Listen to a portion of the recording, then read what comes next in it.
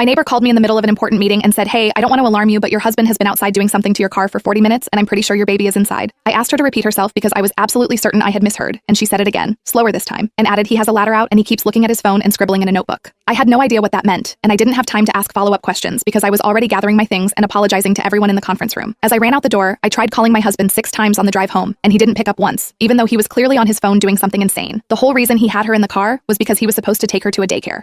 That we had been on a wait list for 7 months to get, and if we missed this appointment, we would lose our spot. I ran 3 red lights on the way there, and the very first thing I saw when I pulled into our apartment complex was my husband crouched by the driver's side door with a notebook in his hand, his phone cropped against the tire, playing a YouTube video at full volume and a 6 feet ladder leaning against the car. He looked up with relief, like I was there to save him. Our daughter was in the back seat, still strapped into her car seat, watching her father like he was the most entertaining thing she had ever seen. "What in the world are you doing?" I asked, and he held up a notebook and said, "I'm learning about the internal pin mechanism of car door locks because I figured once I understand how it works, I can fashion a tool to open it." The notebook had a detailed diagram with labels and arrows and approximately 0 useful information. And when I clicked through the pages, I saw he had taken 3 full pages of notes from a YouTube video that was still laying on his phone. "Why am I hearing about this from our neighbor?" I asked. And he said I didn't want to worry you until I had things under control. I threw my hands up, look around. What part of this looks like things are under control? Our daughter was drinking from a sippy cup and looking perfectly content while her father had apparently decided to earn an engineering degree. In the parking lot, I noticed a mangled wire coat hanger jammed into the space between the window and the door frame. "Did you do?" I asked. And he said I tried to make a Slim Jim, but the hanger got stuck and now the lock mechanism is completely jammed. This man had turned a $40 problem into a $400 problem in under an hour. "What else did you try?" I asked. And he walked me through his process with the confidence of a man describing a complete disaster, starting with how he pressed his face against the window and mouthed, "Push the button" at our 18-month-old for 15 minutes before accepting she didn't understand she's a baby. I yelled. "She doesn't know what a button is," she said. I thought it was worth a shot. I put my hands on my head because I could feel my brain breaking. I pointed at the ladder. "Explain." He said I thought I could get the sunroof open from outside and extract her. "That way we don't have a sunroof," I yelled. And he said, "Yeah, I realized that after I got the ladder. Who are you on the phone with when I pulled up?" I asked because I assumed it was finally a locksmith. And then a man's voice came through his speaker saying, "Remember, the anxiety feel is just energy waiting to be redirected." And I realized he had somehow called a life coach instead and had been reading through his stress response for 10 minutes while our toddler sat in the car. "What is wrong with you?" I asked. "I accidentally clicked the wrong link," he said. I grabbed him by the shoulders. "Why didn't you just call me your wife? The person with a spare key." He wouldn't even look me in the eye. "I figured you were busy and I could handle it myself," he said. "How is any of this handling it?" I asked. "I had it under control before the coat hanger got stuck," he said. "And after the coat hanger got stuck," I asked. "I was working on it." He said calling a life coach is not working on it. I yelled the guy had some really good points about anxiety, he said. I stepped back and took a deep breath because I was about to commit a crime. "I am going to give you something to be anxious about," I said. "What about the daycare appointment?" I asked at me blankly, "What daycare appointments?" He said the appointment we had waited 7 months for the whole reason he was supposed to be driving her somewhere in the first place. Gone because he got distracted making diagram. "Did you even try the other doors before you started shoving coat hangers into the driver's side?" He looked me dead in the eyes with complete confidence and said, "Of course I tried all the doors. I'm not an idiot." I walked around to the passenger side, grabbed the handle, and the door swung open immediately because it had been unlocked the entire time. My husband's face went white. "You're right," I said. "You're not an idiot. An idiot would have eventually tried another door." I unstrapped my daughter, got in my car, and drove to the daycare evaluation 40 minutes late. They almost didn't see us that I begged, and they squeezed us in. Then I drove to my mother's house, and I didn't come back for 3 days.